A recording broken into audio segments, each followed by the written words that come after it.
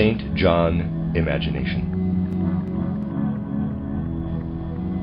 If we now go forward from Easter, the spring festival, we shall need to penetrate much more spiritually into the subject than we had to do in considering the previous seasons of the year. This may sound like a contradiction, but it is not so. In thinking of the Christmas season, we had to start from the way in which earthly material limestone is gradually transformed, and we carried this thought over to the time of Easter. In general, we have been observing the active working of the spiritual in the material realm. Now, at midsummer, humanity is really enmeshed within the being of nature. From spring onward into summer, the nature process becomes constantly more active, more inwardly saturated, and human beings become thoroughly interwoven in this nature process. We can indeed say that in high summer, human beings experience a kind of nature consciousness. During spring, if they have the perception and feeling for it, they become one with all that is growing and sprouting. They blossom with the flower, germinate with the plant, fruit with the plant, enter into everything that lives and has its being in the world outside. In this way, they project their personality into the being of nature, and a kind of nature consciousness arises in them. Then, since in autumn nature dies away and thus bears death within itself, human beings too, if they participate in what autumn, the time of Michaelmas, means for nature, must also experience this death within themselves. But in their own selves they must not take part in it. They must raise themselves above it. Precisely when nature consciousness is strongest, a strengthening of their self-consciousness must occur. But in the glow of summer, just because a nature consciousness is then at its height in humanity, it is all the more necessary for the cosmos that, if only human beings are willing, the cosmos should bring the spiritual to meet them.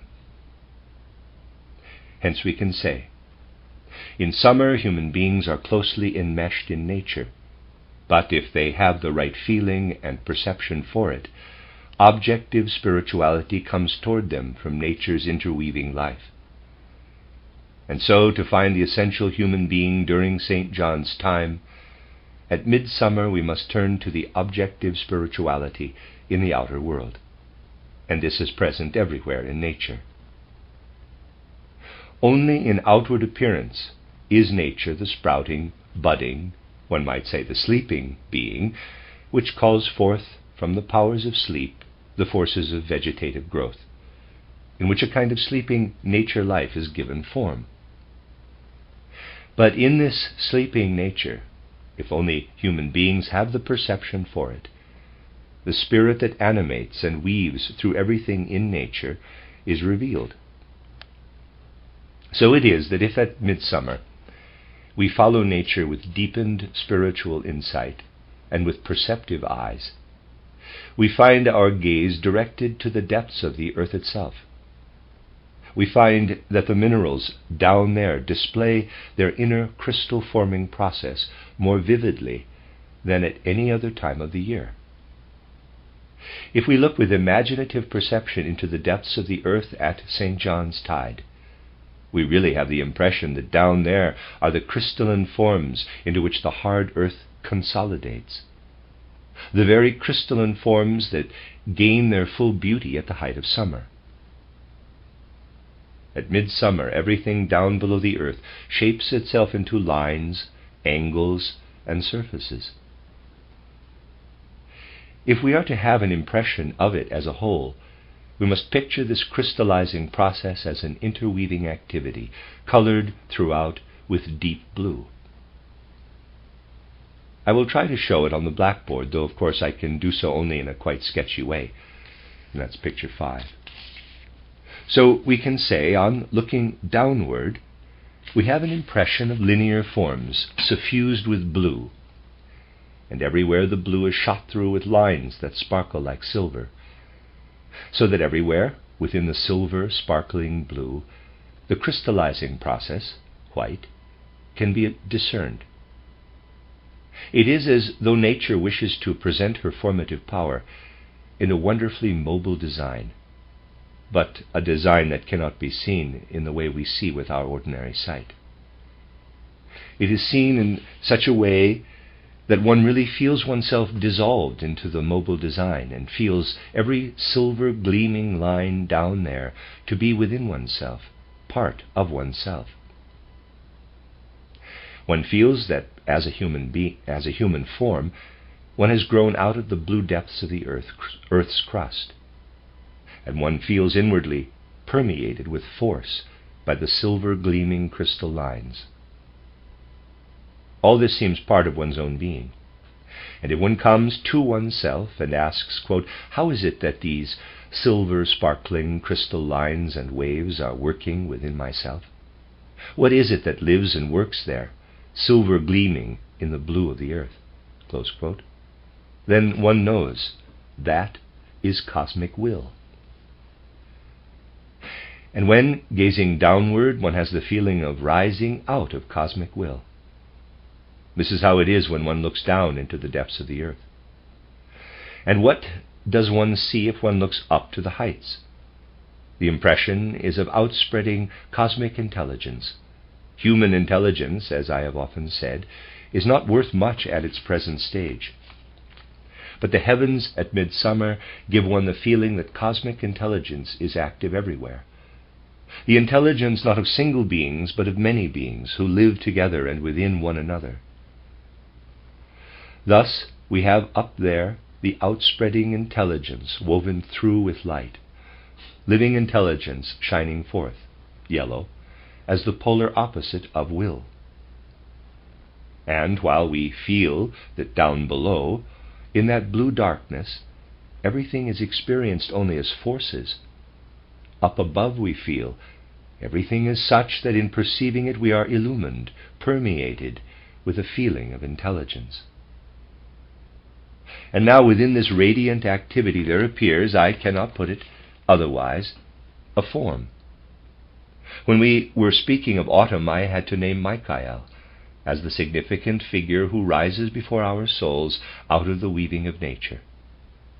As to how Gabriel, to use the old name, enters into the time of Christmas, we shall have more to say. In the last lecture I showed you how at Easter, the season of spring, the figure of Raphael comes before us. He comes in dramatic guise as the mediator who arouses in us the proper approach through reverence and worship to what the Easter imagination, the cosmic Easter imagination, is. And now for St. John's time there appears, to describe it in human terms, which are of course bound to be only approximate, an extraordinary, earnest countenance. It arises, glowing warmly out of the pervading radiant intelligence, red head in the yellow in picture 5. We have the impression that this figure forms its warm body of light out of the radiant intelligence. And for this to happen at the height of summer, something I have already described must arise. The elemental spirits of the earth must soar upward. As they do so, they weave themselves into the shining intelligence up above, and the shining intelligence receives them into itself. And out of that gleaming radiance, the figure I have just mentioned takes form. This form was divined by the old instinctive clairvoyance, and we can give it the same name by which it was known then. We can say in summer, Uriel appears in the midst of the shining intelligence.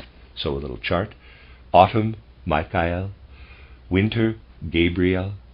Spring, Raphael. Summer, Uriel.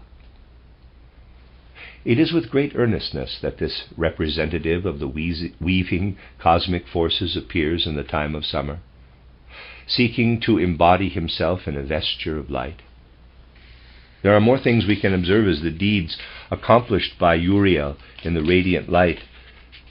Uriel, whose own intelligence arises fundamentally from the working together of the planetary forces of our planetary system, supported by the working of the fixed stars of the zodiac. Uriel, who in his thought cherishes the thoughts of the cosmos. And so, quite directly, the feeling comes. You, clouds of summer, radiant with intelligence, in which the blue crystal formations of the earth below are reflected upward, just as these blue crystal formations mirror in turn the shining intelligence of the summer clouds. Out of your shining in high summer, an earnest countenance appears, a concentrated imagination of cosmic understanding. Now the deeds of this embodied cosmic understanding, this cosmic intelligence, are woven in light. Through the power of attraction in the concentrated cosmic intelligence of Uriel, the silver forces, white, are drawn upward. And in the light of this inwardly shining intelligence, as seen from the earth, they appear as radiant sunlight, densifying into a glory of gold. One has the immediate feeling that the gleaming silver, streaming up from below, is received by the sun-lit radiance above, and the earth silver, the phrase is quite correct, is changed by cosmic alchemy into the cosmic gold living and weaving in the heights.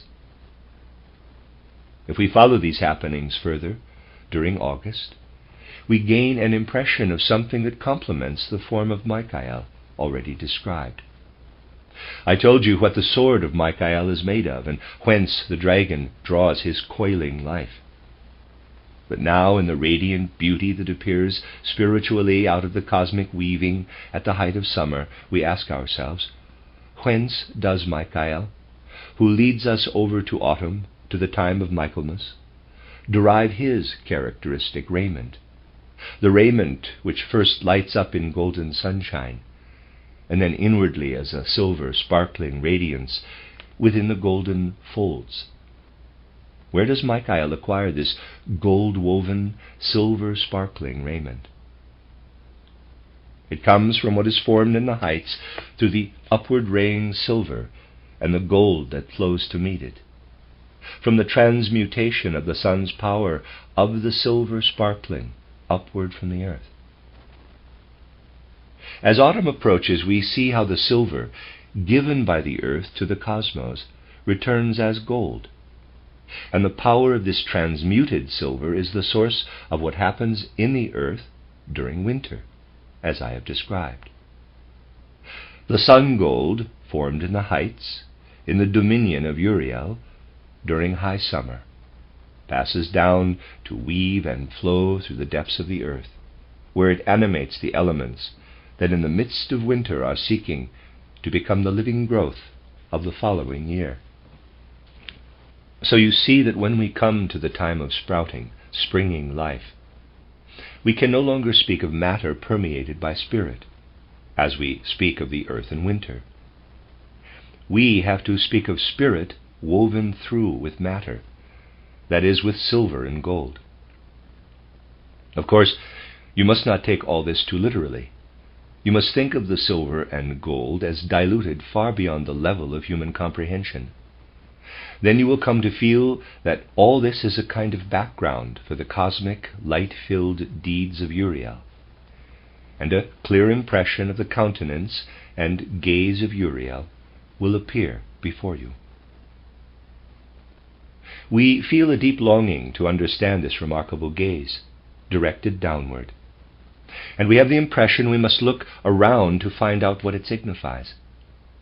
Its meaning first dawns upon the mind when, as human beings, we learn to penetrate with spiritual vision still more deeply into the blue, silver-gleaming depths of the earth in summer. And we see that weaving around these silver-gleaming, crystalline rays are shapes, disturbing shapes, I might almost call them, which continually gather and dissolve, gather and dissolve. Then we come to perceive the vision will be different for everyone, that these shapes are human errors, which stand out in contrast to the natural order of regular crystals here below. And it is on this contrast that Uriel directs his earnest gaze. Here, during the height of summer, the imperfections of mankind, in contrast to the regularity of the growing crystal forms, are searchingly scanned. Here it is that from the earnest gaze of Uriel we gain the impression of how the moral is interwoven with the natural world order. Here the moral world order does not exist only in ourselves as abstract impulses. For whereas we habitually look at the realms of nature without asking whether there is morality in the growth of plants or in the process of crystallization, now we see how at midsummer human errors are woven into the regular crystals which are formed in the normal course of nature. On the other hand, everything in the nature of human virtue and human excellence rises up with the silver gleaming lines and is seen as the clouds that envelop Uriel, red. It enters into the radiant intelligence, transmuted into cloud-shaped works of art. It is impossible to behold the increasingly earnest gaze of Uriel directed toward the depths of the earth without also seeing there something like wing-like arms, or arm-like wings, raised in earnest admonition. And this gesture of Uriel's rouses in mankind what I might call the historic conscience. Here at midsummer there appears this historic conscience, which at the present time has become uncommonly feeble. It appears, as it were, in Uriel's warning gesture. You must picture all this, of course, as an imagination. These things are quite real, but I cannot speak of them in the way a physicist speaks of positive and negative, of potential energy and so on. I have to speak in pictures that will come to life in your souls. But everything expressed in these living pictures is reality. It is there. And now, if we have come to perceive the connection existing between human morality and the crystalline element below, and between human virtues, and the shining beauty above, and if we take these connections into our inner experience, the real St. John imagination will appear to us. For the St. John imagination is there, just as we have the Michael imagination, the Christmas imagination, and the Easter imagination. So, to spiritual observation, this picture appears as a kind of culmination. Above, illuminated, as it were, by the power of Uriel's eyes, the dove, white. The silver sparkling blue below, arising from the depths of the earth and bound up with human weaknesses and error, is gathered into a picture of the Earth Mother, blue. Whether she is called Demeter or Mary, the picture is of the Earth Mother. So it is that, in directing our gaze downward, we cannot do otherwise than bring together in imagination all those secrets of the depths which go to make up the Earth Mother of all existence. While, in all that is concentrated in the flowing form above, we feel and experience the Spirit Father of everything around us.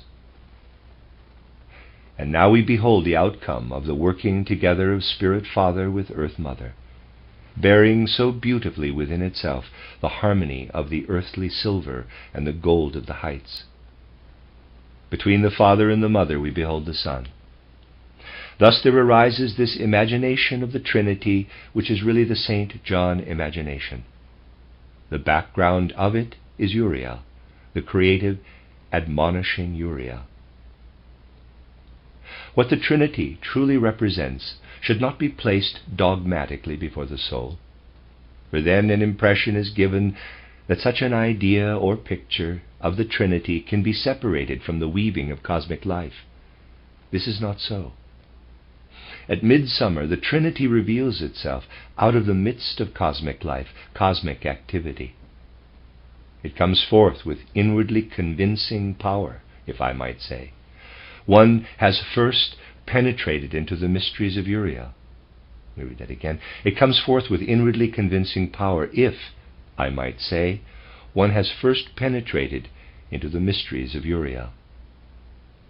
If we were to present St. John's Tide in this way, there would have to be an arched or vaulted background with the figure of Uriel and his gesture in the manner I have described.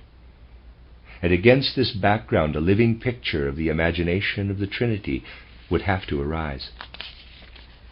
Special arrangements would be necessary. The effect would have to be that of painting done instantaneously, perhaps by making artistic use of vaporous substances or the like. And if we conjure up the true imagination of these things for people to witness, it must be at St. John's time. At Easter we have the complete picture only when we bring it into dramatic form, with Raphael present as a teacher in the mystery play that would have then to be presented. Raphael, who leads mankind into the secrets of healing nature, of the healing cosmos. In a similar way, at St. John's time, all that can then be seen in weaving pictures would have to be transposed into powerful music, so that the cosmic mystery, as it can be experienced by mankind at this season of St. John, would speak to our hearts. We must imagine how all that I have described should find artistic expression, on the one hand, in the fine arts. But what is experienced in this way must be given life by the musical tones embodying the poetic motif which plays through our souls when we feel our way to great Uriel, active in the light, who calls up in us a powerful impression of the Trinity. The silver gleam that rays up from below and is revealed in the form-giving beauty of the light above must be expressed at St. John's Tide through appropriate musical instrumentation. Thus we should find, through these musical harmonies, our own inner harmony with the cosmos, for in them the secret of our coexistence with the cosmos at St. John's Tide would have to sound forth. All this would have to be given voice in the music, so that in looking up to the heights we would be looking at the weaving gold of the cosmos, and would see the glowing form of Uriel emerging from the light-filled gold and directing his gaze and his gesture down to the earth as I have described. All this would have to be not in any fixed form, but in living movement. That would be one motif, a heavenly motif through which we can feel ourselves united on one side with the shining cosmic intelligence. On the other hand, in the depths, we feel ourselves united with the tendency to fixed form, with what is immersed in the bluish darkness from out of which the silvery radiance streams forth. Down there, we feel the material foundation of active spiritual being. The heights become mysteries, the depths become mysteries, and human beings themselves become a mystery within the mysteries of the cosmos. Right into their bony system, human beings feel the crystal-forming power. But they feel also how this same power is in cosmic union with the living power of light in the heavens above. They feel how all the morality taking place in humanity lives and has its being both in these mysteries of the heights and in these mysteries of the depths, and in the uniting of them both. They feel that they are no longer sundered from the world around them, but placed within it, united above with the shining intelligence in which they experience, as in the womb of worlds, their own best thoughts. They feel themselves united below, right into their bony system, with the cosmic crystallizing force. And they feel the two united with one another again. They feel their death united with the spirit life of the universe, and they feel how this spirit life craves to awaken and create the crystal forces and the silver gleaming life in the midst of earthly death. All this too would have to resound in musical tones, tones which carry these motifs on their wings, and make them part of human experience. For these motifs are there. They do not have to be invented. They can be read from the cosmic activity of Uriel. Here it is that imagination passes over into inspiration. Man, however, lives in a certain sense as an embodied inspiration, as a being brought into existence by inspiration, in the mysteries of the heights and depths, and in the mysteries of their conjunction. He lives in the mysteries to which the Spirit Father points upward, the mysteries to which the Earth Mother points downward, the mysteries which are united by the fact that the Christ, through the working together of the Spirit Father and the Earth Mother, stands directly before the human soul as the sustaining cosmic spirit. What is woven out of all these cosmic secrets I may put before you somewhat as follows. It is as though the human being placed in the midst of all that goes on at midsummer were to feel something like this. The first words endeavor to represent how the gaze of Uriel concentrates itself into inspiration, united with the spirit tones of the whole choir. I'm going to read the English before the German on this.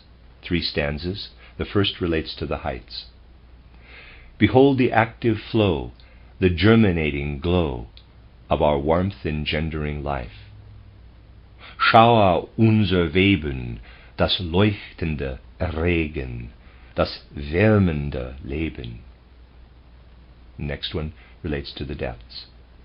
Experience and live the all-pervading being, maintaining things of earth and things formed of the breath.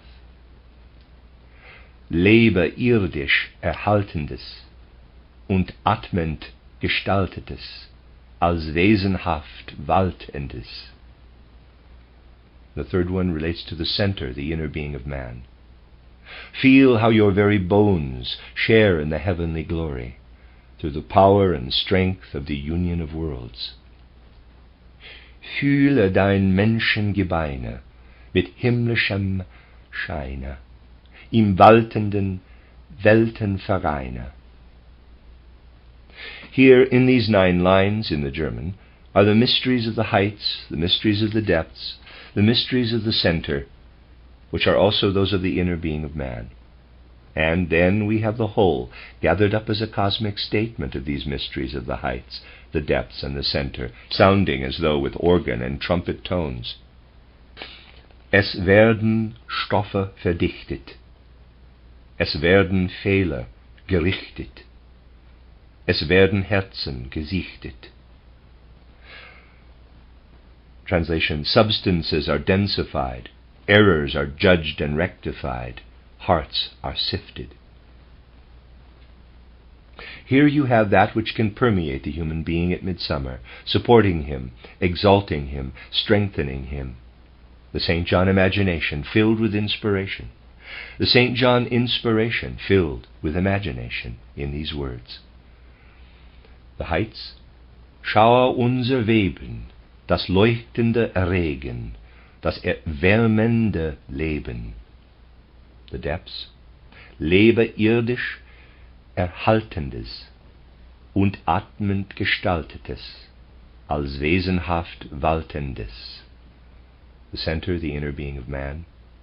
Fühle dein Menschengebeine mit himmlischen Scheine, im waltenden Weltenvereine. Es werden Stoffe verdichtet, es werden Fehler gerichtet, es werden Herzen gesichtet.